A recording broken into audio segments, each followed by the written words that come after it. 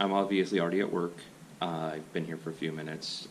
I left my GoPro at work last night in my hurry to get out of here, so I didn't have a chance to record while I commuted in. But today I'm going to do a little project. We have this lattice here that it's just been sitting in here for a while, and nobody uses it, and it's kind of just boring and doesn't have any flash to it at all. So I'm going to take some Roscoe E215 half spun diffusion, and I'm going to staple it on the back and see if we can make this a little bit more interesting in the long run.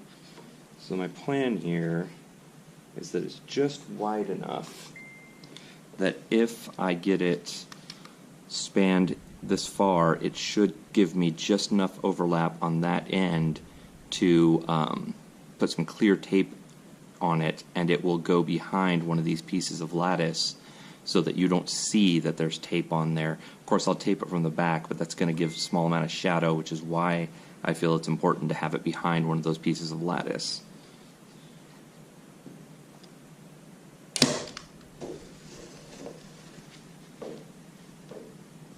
So the whole idea here is to try and get this set up so that it's diffused in the background, and we get a gelled light, or maybe like a flood that's got two gels on it, to give a really soft light coming through, to give you a kind of a pleasing and gentle background that has a little bit of extra texture to it. That's why I wanted to do it on the back of the lattice, and why I'm using the half spun, because it's going to give us more texture. The concern, of course, is that the half spun, being as thin as it is and as translucent as it is, we might get too much of the actual background. We'll have to see how that looks once we get the light shooting through it, and we might have to do a second layer of half spun over it to get it going how we want it to.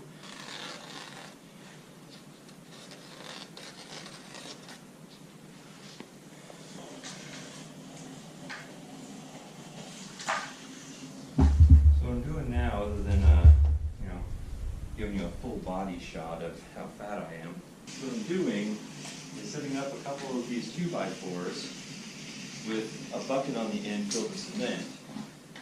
Gives them a good weight, makes them work for holding things up when you're on a budget.